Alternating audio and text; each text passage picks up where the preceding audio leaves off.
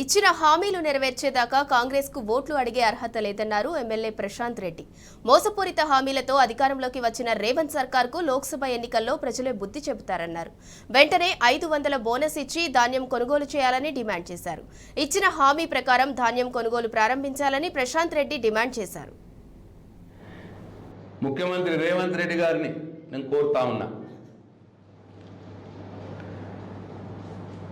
BRS పార్టీని 100 ఫీట్లు లోపల పొందబెడతా, కేసీఆర్ పైన తిప్పుతా, పండబెట్టి తొక్కుతా, పేగులు మెడలేసుకుంటా,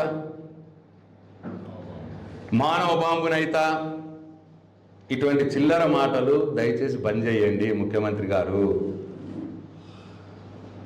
ముందు మీరు ప్రజలకిచ్చిన హామీలు నెరవేర్చండి. ముఖ్యంగా ఇప్పుడు కల్లాలలో వరి పంట ఉన్నది, రైతులు ఎదురు చూస్తూ ఉన్నారు. కొనుగోలు కేంద్రాలు ఏర్పాటు చేసి ప్రతి గింజను క్వింటాలుకు 500 రూపాయల అదనపు బోనస్తో కొన్న తర్వాతనే మీరు పార్లమెంట్ ఎన్నికల్లో ప్రజలని ఓట్లు అడగాల, రైతుల్ని ఓట్లు అడగాల అని చెప్పి నేను మిమ్మల్ని డిమాండ్ చేస్తూ ఉన్నాను. దయచేసి రైతన్నలు కూడా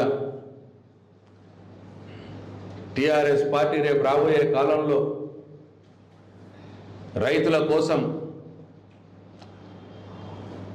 500 రూపాయల బోనస్ కోసం, 2 లక్షల రూపాయల రుణమాఫీ కోసం, 15,000 రూపాయల రైతు భరోసా కోసం చేయబోయే పోరాటాల్లో రైతులు టీఆర్ఎస్ పార్టీతో కలిసి రావాలని చెప్పి నేను రైతన్నలందరినీ వేడుకుంటూ సెలవు తీసుకుంటున్నా. జై